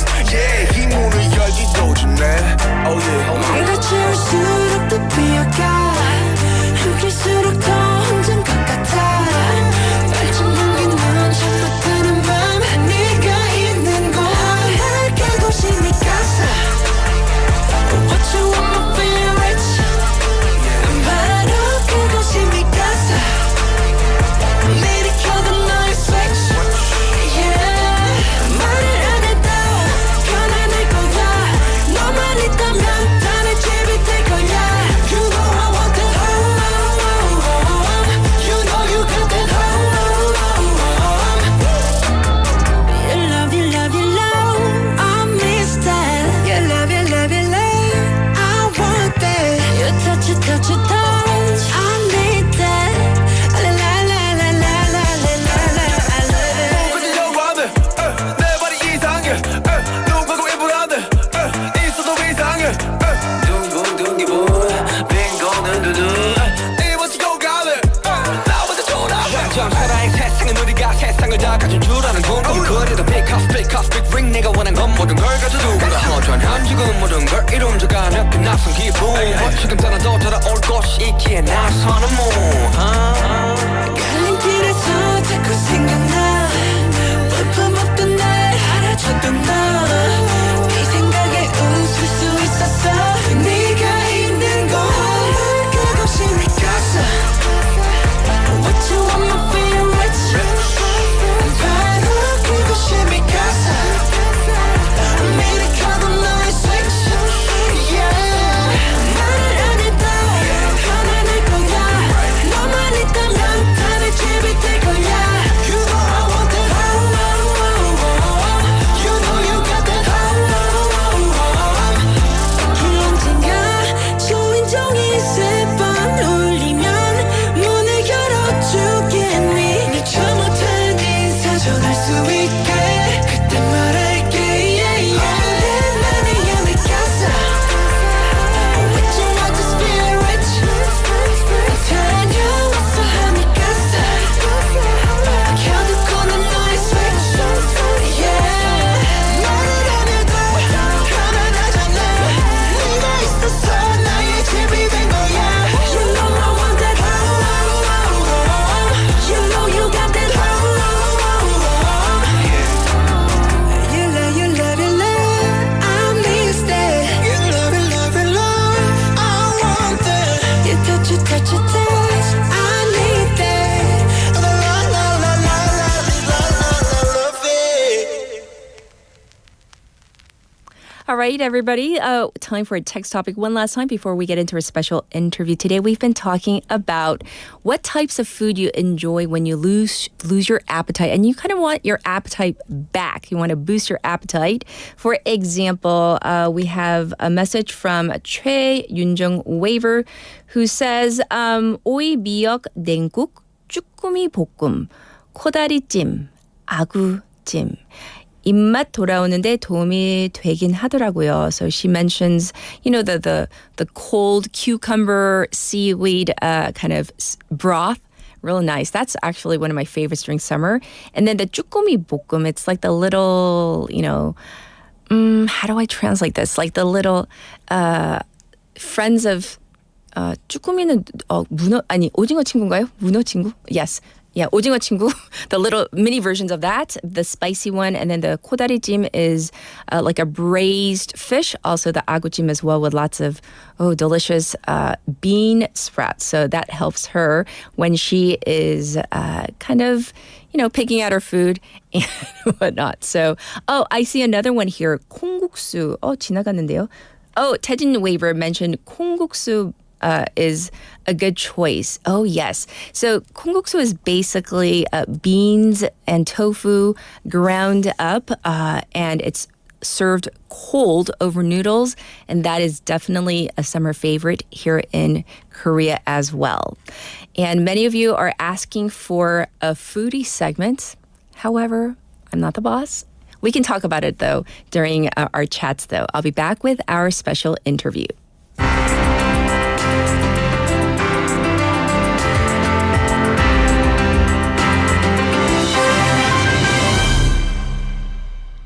For our special interview today, we are going to focus on a special relationship between South Korea and Thailand. South Korea just welcomed a new Thailand ambassador in April, Mr. Tanee Sangrat, who just actually visited Busan to meet with Mayor Park Hyung-joon last month and discuss exchange and cooperation. Well, the two countries, South Korea and Thailand, established diplomatic relations on October 1st in 1958. And so the relationship between the two countries have really run deeper as Thailand was actually the second nation to send troops to support South Korea during the Korean War. Did you know that? And with roughly 400 South Korean companies invested in Thailand and the ever-growing popularity of K-pop, we definitely have built a strong connection. But, you might be wondering, what's next? Let's find out by welcoming the Thailand Ambassador to South Korea, Mr. Tanee Sangrat. And let's say hi to him. Hi, welcome to our program. Thank you so much for joining us. Good morning, Ms. Catherine. Can you hear me well? Yes, crystal clear. So first of all, Mr. Ambassador, how do you perceive the importance of Thailand as a future cooperation partner for South Korea? What do you think, especially in the context of kind of the post-China, post-Vietnam, and post-Indonesia era? What do you think? Well, as you know, South Korea and Thailand have long been close friends. We will continue to work hand in hand as we navigate a more complex and challenging global environment today. You also mentioned that we fought in Korean War. We were the second nation to fight in the war. Yes. We also in Vietnam War together, and I'm from an army family, so this issue is personal to me as well. My father also fought in Vietnam War. Well, this year we celebrate the 65th anniversary of diplomatic relations between our two countries. So we are long-standing relations, and we have close relations. We have today our relations are evolving into a more comprehensive, mutually beneficial, and multifaceted strategic relationship. We did this in 2012, the strategic relationship. Our cooperation now spans across economic, security, science, technology, innovation, education, and public health dimension. There's so many. South Korea is very popular in Thailand, not only young people, but I think people of all ages in Thailand look to South Korea for not only entertainment, but also for the source of inspiration of how to develop our country well into the future based on innovation. Yes. And I feel like the relationship is just very mutual because the love that Korea has for Thailand, I know I can speak on behalf of many Koreans here, really, really love Thailand as well. Mr. Ambassador, considering the evolving economic landscape, and you mentioned so many of the ways we do partner up together, tell us about the unique opportunities that Thailand offers for enhanced cooperation with South Korea. Well, we have a lot of potential in our economic relationship. Mm-hmm. In the past 5 years, we have received a total of 134 investment project proposals from South Korea, about $1.7 billion in investment. South Korea is actually number 6 source of foreign direct investment in Thailand. In terms of trade, South Korea is Thailand's 12th trading partner. And we are South Korea's 19th trading partner. These numbers are still not matching with the potential of economic cooperation between our two countries. Thailand is the second largest economy in Southeast Asia. We have about 70 million people in our population. So we have a lot of room to grow. We are working on facilitating the growth of our innovation and technology, and our startups ecosystem. And we look to South Korea to exchange and learn from Korea in terms of K-wave, K-pop. We have a few of our own, but I think we have a lot of room for cooperation. our government, Mr. Sethatuvisin, has placed South Korea as one of the top targeted countries for Thailand to enhance trade and investment. For our embassy, we have made economic promotion our top priority. Especially, we would like to boost South Korea's investment in Thailand overall, as well as diversifying the investment into more high-tech industries. In the past 10 years, Korea's investment in Thailand has concentrated in traditional industries, mostly in manufacturing. And also, for example, a lot of electrical appliances in Thailand are made by South Korean companies. We also aim to attract more high-tech companies and their supply chains into Thailand. I see. Well, you briefly mentioned like K-pop. So if we can talk about that, expand on that just a little bit. The Korean wave or Hallyu really significantly influencing, I'm sure, some of the cultural exchanges worldwide. In your opinion, what strategies could further enhance cultural and economic collaboration? Because you mentioned already that, you would hope in the future that there would be more of a high-tech investment in Thailand. But what about in terms of culturally? Well, I think it's undeniable that the Korean wave has achieved its worldwide success and continues to enjoy further growth in promoting South Korea and its related industries.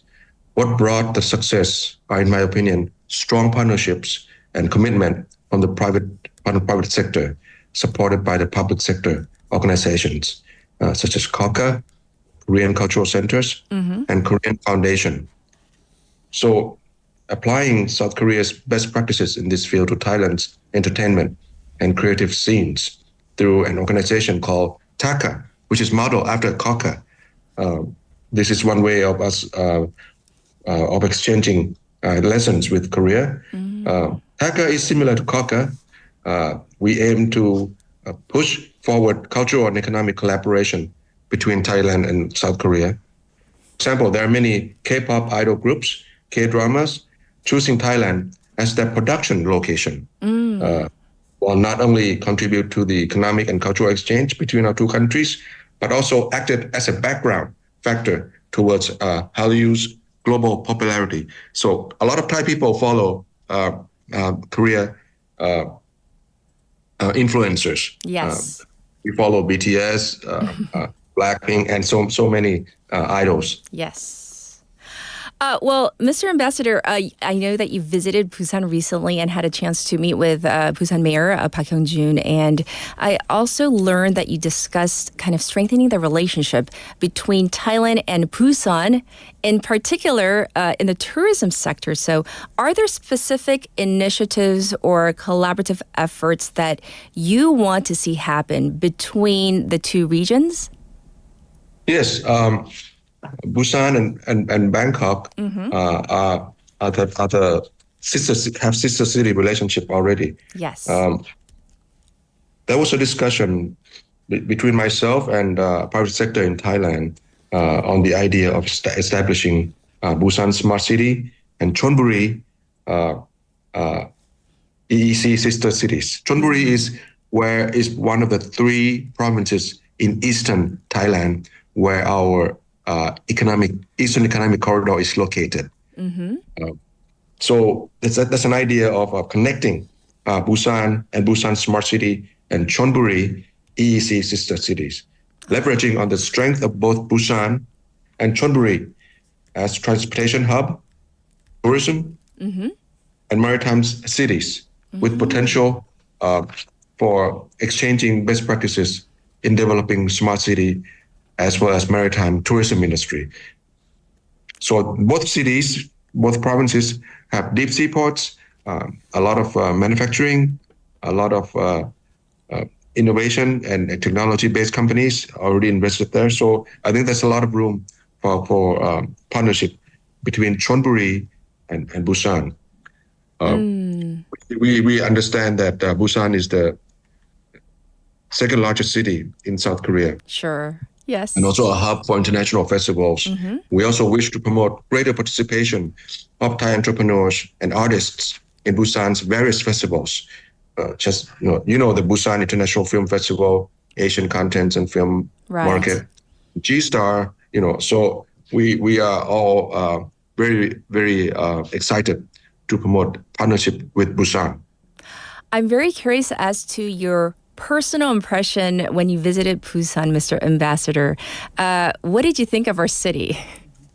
Well, Busan is very beautiful. We had an opportunity to enjoy the yacht tour out in the ocean. We saw the beaches. I myself jogged along the beach in front of a Paradise Hotel, all along the beaches. They're very beautiful. People are very, very friendly. They didn't know who I was, but they were very friendly.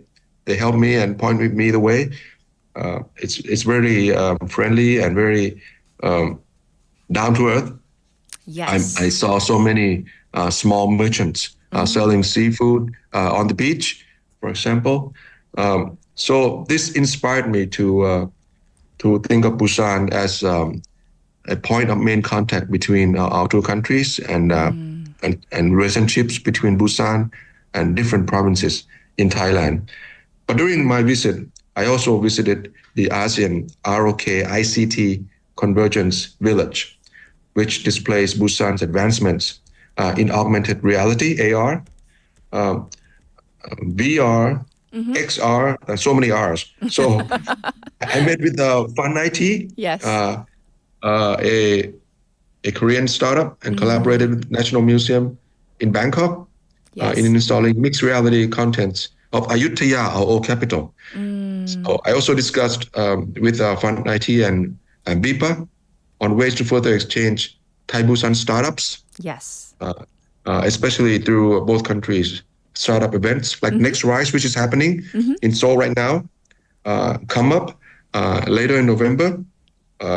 We would like to also connect our Korean venture capitals to support the funding and investment of Thai startups and the connection between the startup ecosystems, Thailand and in Korea as well. So I believe this is another exciting area where our startups can further collaborate with Busan going forward.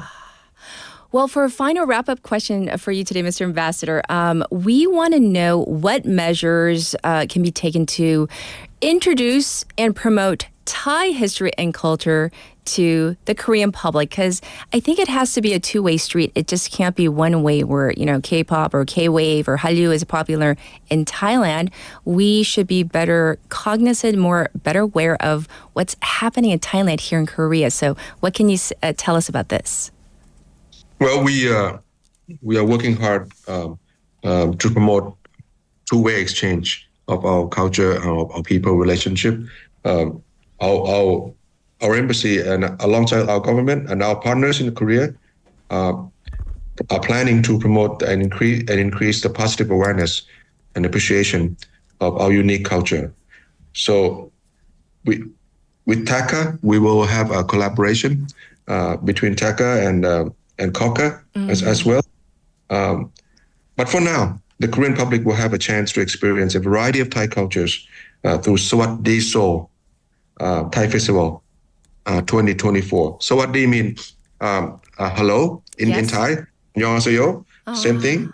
So we say Sawatdee at all times during the day and night as well. Yes. Our festival it's set to welcome the public between the 5th and the 6th of October at the Cheonghaejeon, the canal in Seoul. This year we plan to have Muay Thai, Thai food, Thai massage, a variety of our contemporary and traditional products from Thailand. We are having a partnership with our private sectors, retails, like Siam Piwat, the operator of Icon Siam malls in Thailand will be with us. Doi Tung, a well-known coffee and related industries of handicraft will be with us as well. So, and many artists will show their craft in live performances during the weekend.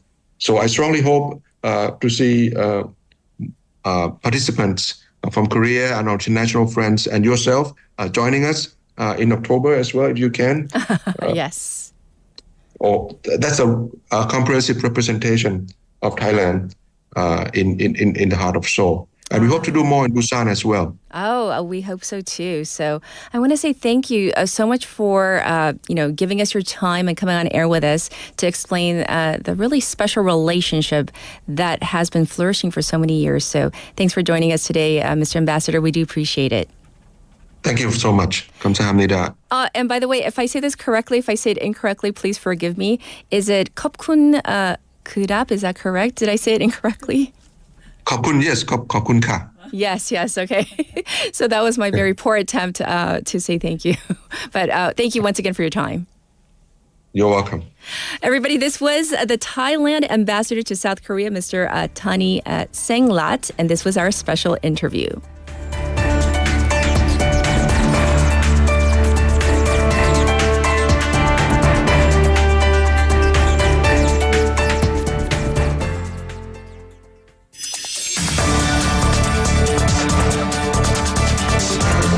Get your local up-to-date news from Korea and abroad right here on Morning Wave in Busan with Catherine.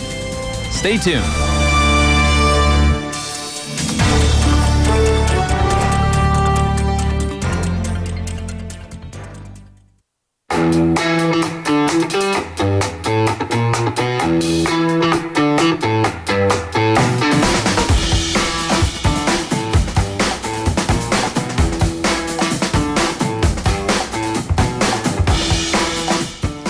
It's time for that segment. We call it What in the World? What in the world? How are you, Laura? I'm good. I'm very good. But I've got my own personal what in the world. Ah, so really? Yesterday I came home.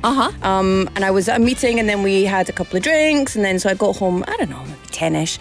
And then I was like, I want to eat something before I go to bed. And my mother-in-law had left this lovely pot of kimchi jjigae on the stove. Ooh. And so I ate it, and I was like, my lips feel a little bit swollen. Look at my top lip. Oh, it looks like you... It looks like I've had some work done. The duck lips. It looks like I've had work done. Kylie, yes. And I was like, this is amazing. Oh. Forever. Kimchi jjigae. Dip my face in capsaicin? it. The capsaicin. So I think I've developed like a small allergy to the capsaicin. Oh, really? Isn't that interesting? Like, what in the world? I've eaten But your kimchi lips look jjigae. lovely. Thanks very much. I feel they're very voluptuous. Thank you, Omani. Thanks for the big lips. Yes. I took pictures yesterday. It was a nightmare. Oh, really? It was bad It was really bad. It was all lumpy, bright red. Yeah. Oh no! So really, we shouldn't really make sore. fun. Yeah. Oh, you can make fun of me. That's fine. I don't mind. You can just whatever. All right. That's good now. Okay. Well, we're gonna dive into the segment. So, do we have some good stories? We have some really fun stories this morning. Two of them are about lottery wins. So it's like, what in the world? There was a Maryland lottery player. Yes. He mistakenly got a ticket. He got this, like, I don't know, there's different types of tickets, right? Yes. And he got this ticket. It was called a Keno ticket. And it came with, like, a bonus option. He's like, no, I didn't want that. That's a mistake. Okay. And the guy's like, well, I just printed it. Do you want to, like, take it or not? And he's like, because it was more expensive. Okay. And he's like, oh, right, fine, whatever. I'll just take the mistake. Okay. And then he was sitting at home, lottery numbers come out, bonus option comes out, and the guy's like, hold the phone, and won $32,000. Due to a mistake. Due to that clerk. mistake. Yeah. Did he, like, give the clerk a tip or something? No? I don't think so. He was just very shocked, obviously. He probably didn't go back to the shop because the clerk would be like, hey, I saw you won that. How about helping me out? So, no, I don't think he did. But maybe. Right. But, I Maybe mean, he'll go back to that shop. you know, sometimes mistakes, they work out for the best. Exactly. Exactly. Okay. Like this kimchi jjigae lip enhancement. We'll call it that, yes. It's still a bit stingy. The next one is also about lottery. This California woman, she is called Alexandria Rodriguez. She is a resident of this place called Whittier in California. She has been going to this shop for years, like since she was a child, and she dropped in one day to get an energy drink. Okay. And you know when you go to the counter and there's things that are impulse purchases? Yes, A right lot of by those- the checkout. Yeah, a lot of those are lottery tickets or lotto tickets. And so she's like, ooh, that's a nice colour. I'll have that one. And it's got a 22 on it, so I'll have that one because my birthday is 22. Really? Got it. scratched it off. $1 million. Oh, just because it was pretty and it had 22 on it. So 22 is her birthday. And she's like, 22, and I love the design and I love the colors. Okay, why not? Just on an impulse to get an energy drink. And so she's a millionaire. Well, I guess sometimes like those impulses pay off. I know. Exactly. Sometimes. Not usually though. I don't know. It's not going to make me go out and get a lottery ticket. I want to win the lottery, but I'm also like, meh. I never win. I'm just not going to waste the money. Okie dokie. The next story I have for you. Politics is never out of the media. Yes. Especially what's going on what recently happened here in Korea, what's going on in the US just now as well. So I just thought I would not talk about politics in general, but I want to highlight some, should we say unconventional members of the European Parliament who've been elected to the EP. Okay, here we go. Because a lot of people have various views on certain candidates and their inability to be in those positions. So, for example, there's a guy called Maximilian Krah from Germany. Okay, and he is the top candidate for Germany's far-right alternative. Which is not really that good. Far right is never far can be dangerous. Yes, can be. But he was actually kicked out of his party delegation. He's surrounded in scandal. He is addicted to like buying designer stuff, but he scoots around on one of those scooters like to keep things green. So he's got some good points. Okay, there you go. Look at him. There he is. Look at the green scooter. So he's part of the far right movement in Germany. What is that he's carrying? Some LV luggage. Oh, the oxymoron in that, right? It's like, well, I mean, one person can only do as much as they can do, right? But he has made some very, very controversial remarks, and apparently he's, got political ties to foreigners. We'll keep it to that. But he's getting lots and lots of support. He was elected. But, there's it seems like that's like the trend right now. Right. The populist or far right candidates. They do make the headlines, though. Yeah. Because they say things that are out of the box. And then some people find it refreshing. Yeah.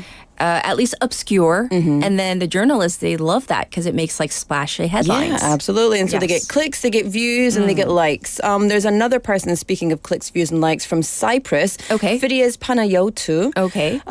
No political experience, no party affiliation, no endorsements. Okay. He's got 2.6 million YouTube followers. He's very popular on TikTok. And he's an influencer, apparently, if he has that many followers. But he won a seat in the European Parliament to represent Cyprus. And so the people in Cyprus are like, what is going on? Who is he? And it's just basically all of the voters are very detached from the voting process, and it's just a bizarre situation to be in. Alvis Perez from Spain, also another social media influencer. He's got very strong anti-immigrant discourse. Won 3 seats in the EP, and also known for the far right, and he found the party called Party Is Over. I like the name of the party. And not what it stands for, but Party Is Over Party. Party is over the party. Party's over party. So do you have those things in the States? In the UK, we have Monster Raving Loony Party. It's like a real party name. It's really bizarre. Very bizarre. Freddie Beleris, he was serving a 2-year prison sentence while he was elected to the European Parliament. From what country? Greece. Okay. Yes, from Greece. So he was. There's a lot of people saying that his imprisonment is actually politically motivated. So he's a political prisoner, they're saying, and so he won a lot of favor, and he was elected while in prison.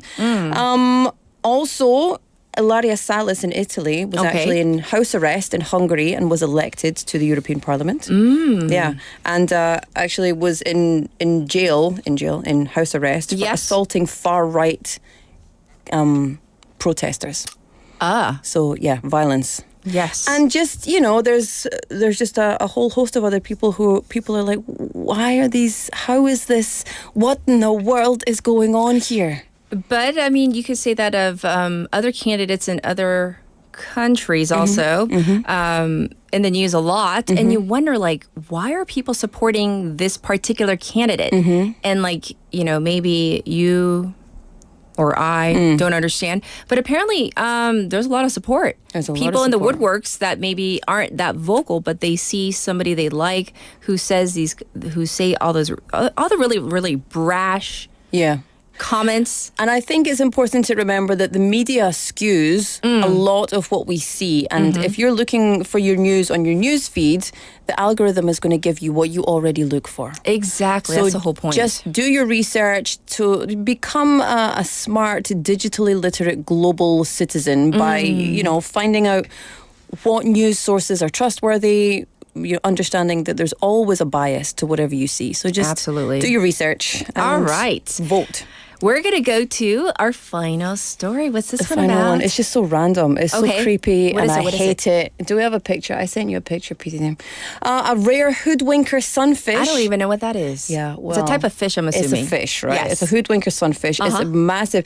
So I guess if you see it in the ocean, it's not going to look like it does on the beach, because on the beach it's like lying flat like a big frying pan.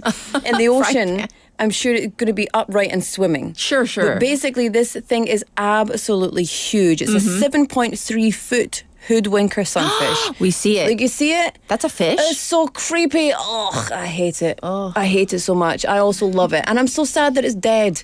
It should be in the ocean swimming around. But look at its creepy tail. What is that? I don't know. Is that a tail or a fin? What is that? Gross, man. But listen, these sunfish are usually found in waters in the southern hemisphere. It washed up in Oregon. Oregon? That's which is northern which hemisphere. is like really random. And so there was a New Zealand-based researcher called Marianne Nygaard, and she confirmed it is a hoodwinker sunfish, a rarer species than the ocean sunfish. And what they do is they just float and they bask in the sun, apparently. Or maybe they just look like the sun. I don't know. That's why they're called sunfish, I guess. But so they kind of they saw them in Alaska recently. They saw them in California, and they're like, well, maybe it's due to climate change. I was going to changing the these temperature locations, of the water, right? But they suggest that now they're actually leaving the southern hemisphere and they're traveling around the world. Well, if you see one of these creatures, now you know what to call it. Yeah. Rare hoodwinker sunfish. But look how big it is. Right. That's like ginormous for a fish. If you were in Korea and you had that wash up, would you eat it? No, because I don't know what it is. I might. It's a fish. It's a fish, but you just never know. Yeah, put it in a pan. 맛있겠다.